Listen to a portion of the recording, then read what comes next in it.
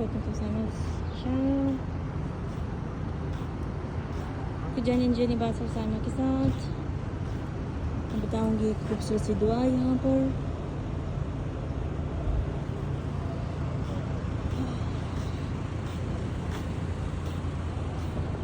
तो बिस्मिल्लाह करते हैं।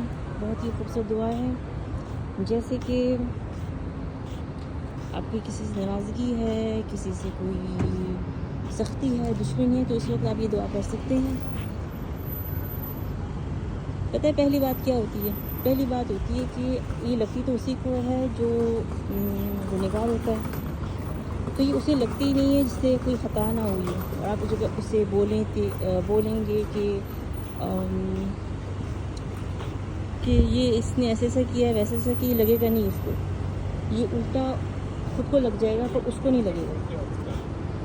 आप भी अनजान हो तो ये आपको भी नहीं लगेगा।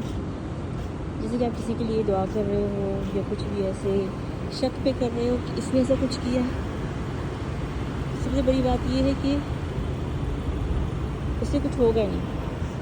ये एक बदुआ नहीं है, ये ऐसी दुआ है कि हम ऐसी दुआ कर रहे हैं कि उसने ऐसे किया, अल्लाह से गरक कर दे, कुछ ऐसे कर दे, उसको तोड़ दे, फोड़ दे, जिसने उसकी चोरी की है, जिसने उसके बच्चे के हादसे किए हैं, जिसने जो भी जैसे जो भी हो, तो ये उसको लगेगा जो जालिम है, जो बेफिक्र हो जाए, कि खुद को भी नहीं लगेगा कि हम अनजान हैं, हमें पता नहीं। कहती कि ऐसे बदुआ खुद को लग जाती है, खुद को भी नहीं लगेगी ना उसको लगेगी, सिर्फ उसी को लगेगी जो सब रब जानता है।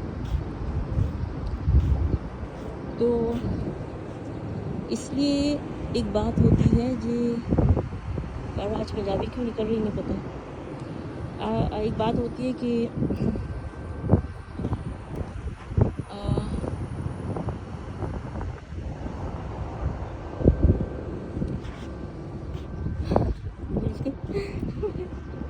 दूसरी को पकड़ते भूल गई कि कुछ और बात करती हूँ।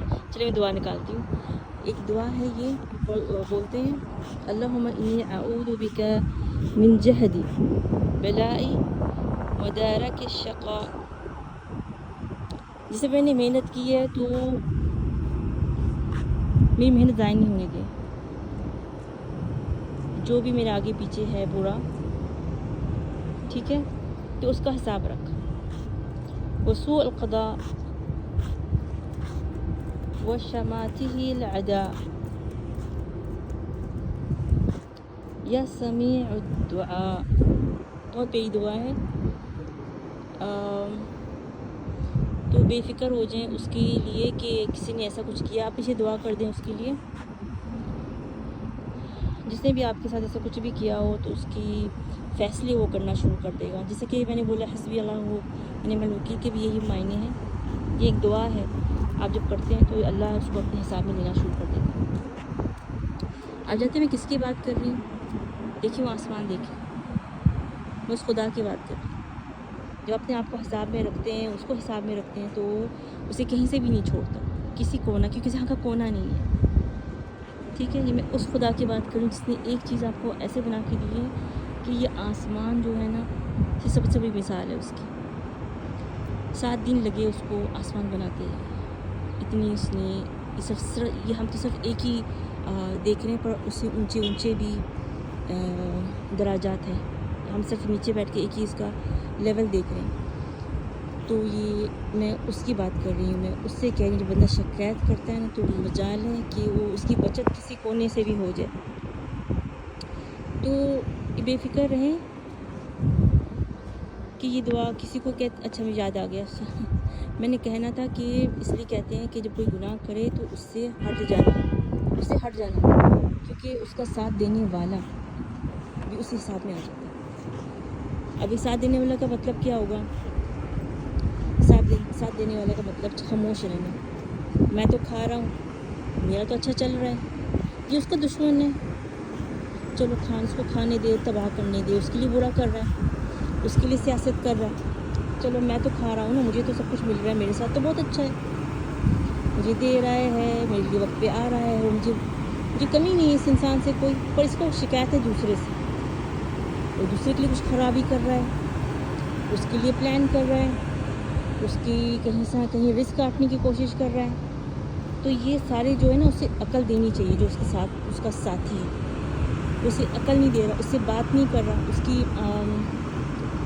یعنی کہ کوئی بھی کہتے ہیں نا کوئی ایک شریعہ کی بات لیا, ایک مثال لیا, کچھ بھی نہیں سمجھانے کی کوشش کر رہا, تو یہ پورا خالص اس کے ساتھ ہے. اس کی جو نقصانات ہیں نا اس بندے کا, شاید وہ مومن ہے, یہ تو جائز نہیں کسی کافر کو بھی تکلیف دینا.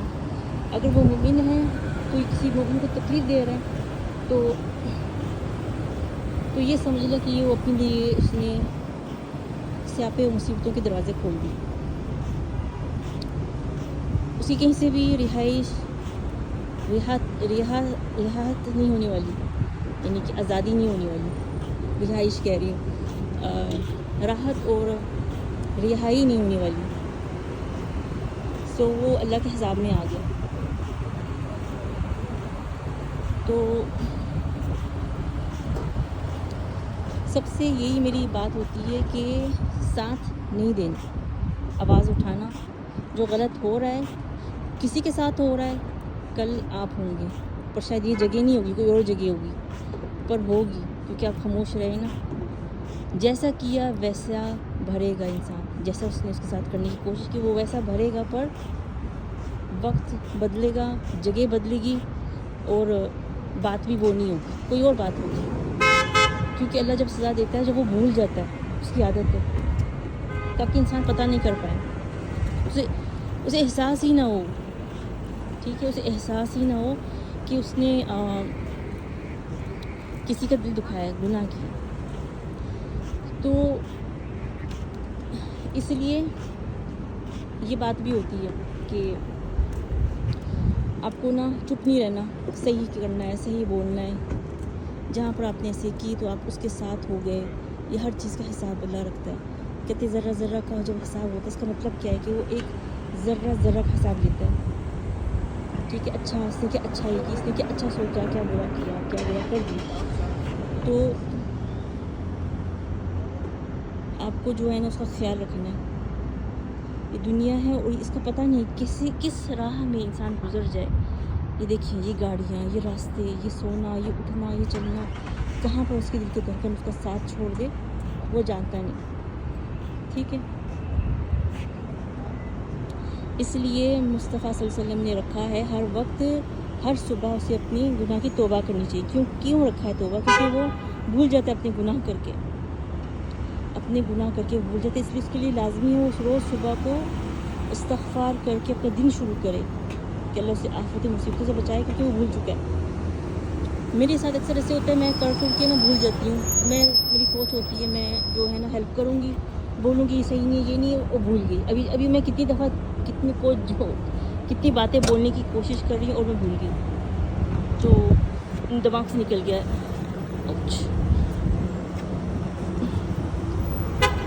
میرے دماغ سے نکل گئی باتیں. تو یہ اس کی معافی ہے کہ میں بھول کے جاتی ہوں تھوڑی سی باتیں, پر دیر نہیں کرتی ہوں, کوشش کرتی ہوں اسے لے کے آؤں.